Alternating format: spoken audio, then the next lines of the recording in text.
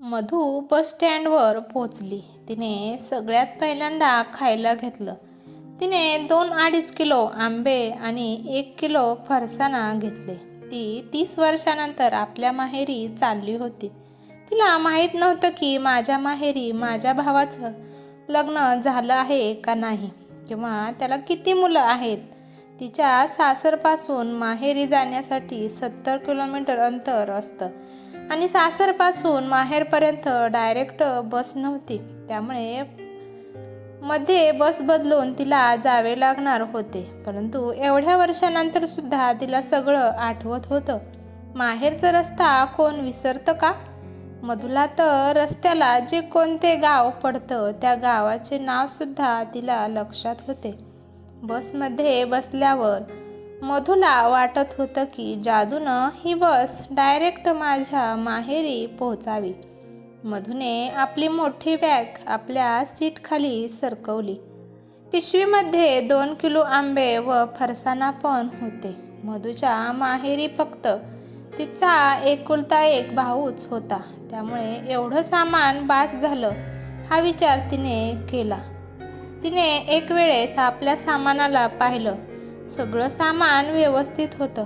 तिने आंबे आणि फरसाणा वरच्या बाजूला ठेवला, कारण का खाली ठेवल्यावर खराब होतील. मधुला 2 मुले होती. दोन्ही पण मुलांची लग्न झालेली होती. एक मुलगा गावातच चप्पलचे दुकान चालवत होता आणि लहान मुलगा गावंड्याचं हाताखाली जाऊन काम करून आपला घर परिवार सांभाळत आहे. मधू आपल्या मोठ्या मुलापाशी राहत होती. 3 महिन्यापूर्वीच तिच्या नवऱ्याचं निधन झालं आहे. मधू ही आता विधवा आहे. दारूमुळे त्यांचं निधन झालं होतं.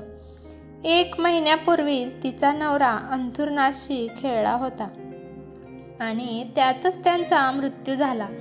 आता मधूच्या हातात बांगड्या सुद्धा नव्हत्या. उठता बसता असणारा माणूस अचानक दारूमुळे देवाघरी गेला. आज 30 वर्षानंतर ती माहेरी चालली होती. त्याचं कारण पण तिचा नवराच होता. तिच्या नवऱ्याने तिला सांगितलं होतं की माहेरी अजिबात जायचं नाही. तिचा नवरा दारुडा होता. दारू पिण्यासाठी तो दिवस आहे का रात्र हे पाहत नव्हता. जेव्हा मधूच्या भावाचं लग्न होतं तेव्हा मधूचा नवरा दारू पिऊन फुल झाला होता. नवरीच्या खोलीमध्ये तर खूप बायका होत्या. त्या बायकांसोबत तिच्या नवऱ्यानं त्यांची छेड काढल्यामुळे तिथल्या बायांनी मधूच्या नवऱ्याला चप्पलने मारलं होतं. मार खाल्ल्यानंतर थोड्या वेळानंतर त्याची नशा उतरली आणि मग तो सावध झाला. माझा अपमान झाला आहे. त्यामुळे त्याने मधूच्या वडिलांना सांगितलं की तुम्ही आत्ताच्या आत्ता हे लग्न थांबवा आणि या नवरीकडच्या मंडळीला माघारी पाठवा आणि लग्न कॅन्सल म्हणून सांगून टाका. परंतु मधूच्या वडिलांनी मुलीकडच्या वराडाला माघारी पाठवण्यास नकार दिला. नवरदेवाचा दाजी होता तो, त्यामुळे त्याला अपमान सहन नाही झाला आणि तो मध्येच लग्न सोडून निघून गेला आणि जाताना मधूला म्हणाला की माझ्यासोबत तुला राहायचं असेल तर आत्ताच चल, नंतर माझा आणि तुझा संबंध संपला. परत तोंड दाखवायला सुद्धा माझ्या घरी यायचं नाही. मी तुला स्वीकारणार नाही. बिचारी मधू अजून तिने आपल्या वहिनीचं तोंड सुद्धा पाहिलं नव्हतं आणि तेव्हा तिच्या नवऱ्याने सासरी चल म्हणून अट्टहास केला. शेवटी नाईलाजाने मधूला जावे लागले आणि तेव्हापासून मधू आपल्या माहेरी जाण्यासाठी तरसत होती.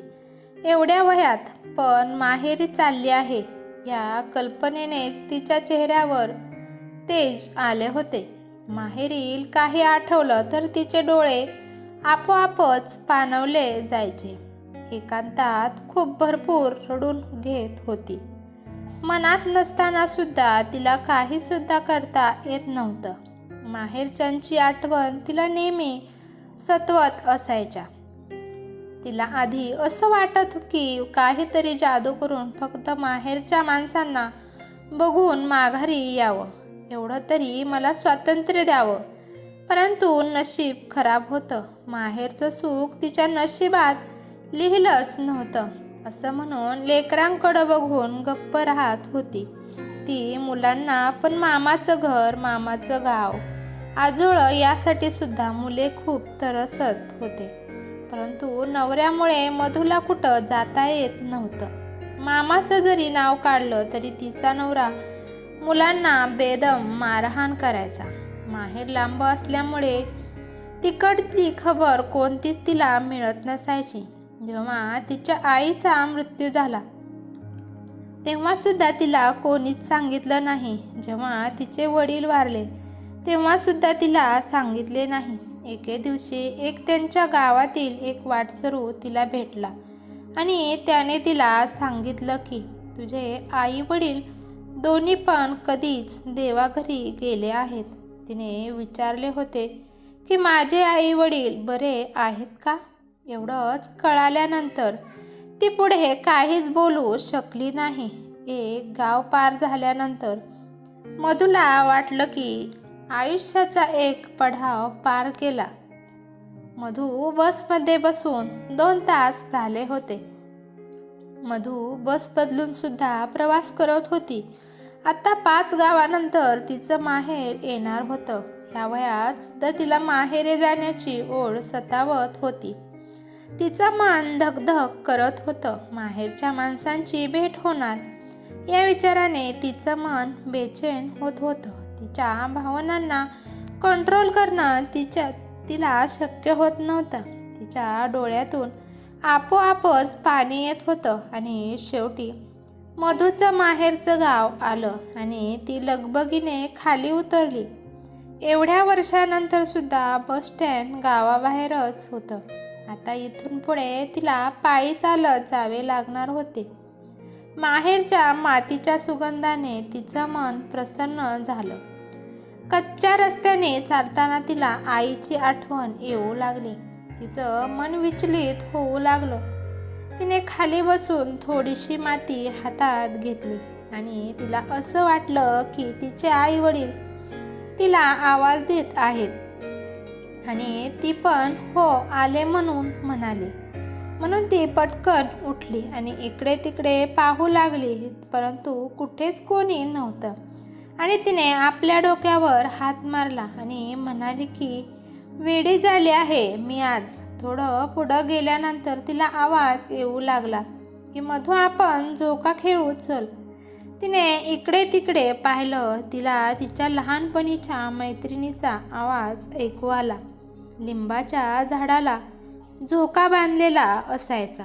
तिचं मन आपोआपच त्या लिंबाच्या झाडाकडे गेलं आणि ती त्या झाडावरून हळूच मायेने हात फिरवू लागली. तिथून पुढे ती चालू लागली. गावात पहिल्यासारखी आता मातीचे झरे नव्हते. आता गावाचा रस्ता सुद्धा सिमेंटचा रस्ता बनवला होता.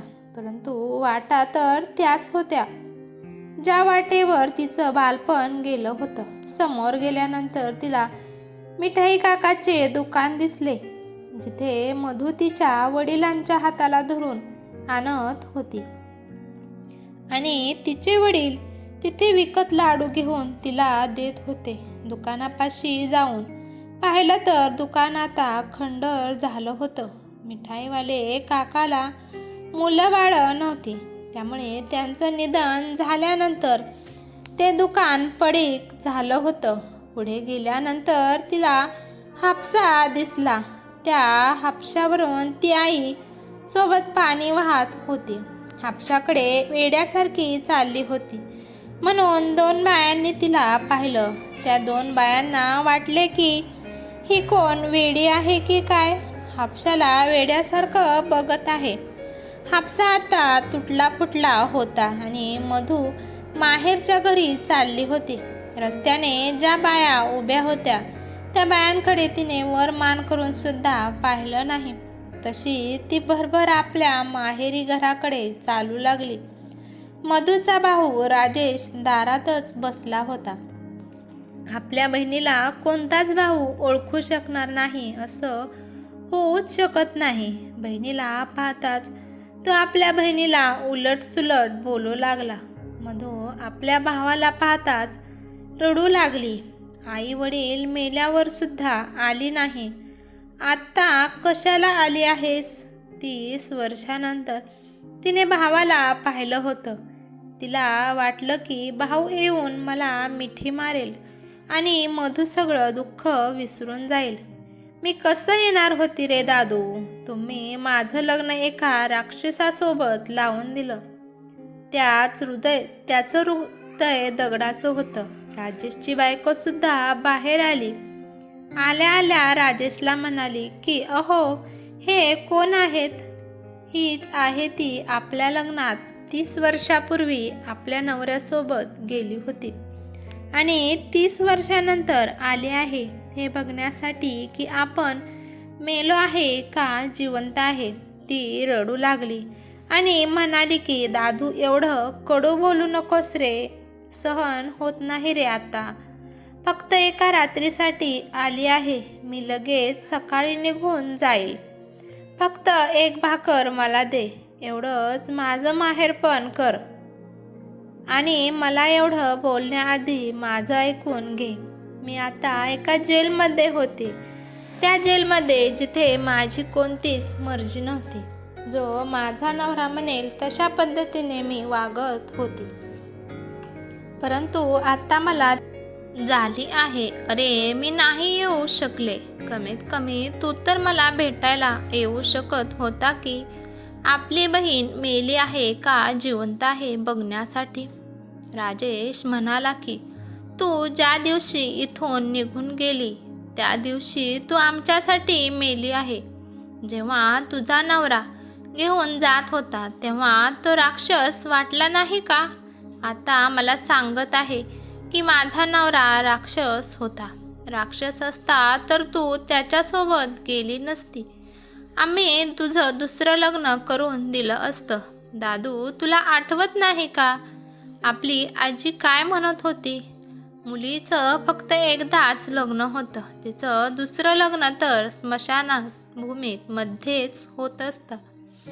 2 लेकरांना घेऊन मी कुठे जाणार होते? तो कसा का असला तरी पण तो माझा नवरा होता. पूर्ण आयुष्य तर मला त्याच्यासोबतच काढावे लागणार होतं. आता तो या जगात नाही, म्हणून विचार केला की तुम्हा सगळ्यांना एकदा भेटावं. पण तू दादू बदलला आहेस. तू तो राजेश नाही जो आई वडील मला खवळल्यानंतर तू मला कुशीत घेत होता. ती पिशवी खाली ठेवते आणि म्हणते की हे मी तुझ्या लेकरांसाठी आणलं आहे, त्यांना दे. जास्त काही नाही, मी तुझी गरीब बहीण आहे. जेवढं मला आणता येईल तेवढं मी आणलं आहे.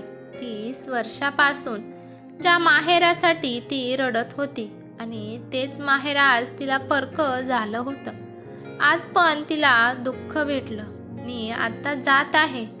देव तुला माझी तुझ्या परिवाराला नेहमी सुखात ठेवू. मधू जाण्यासाठी वळली.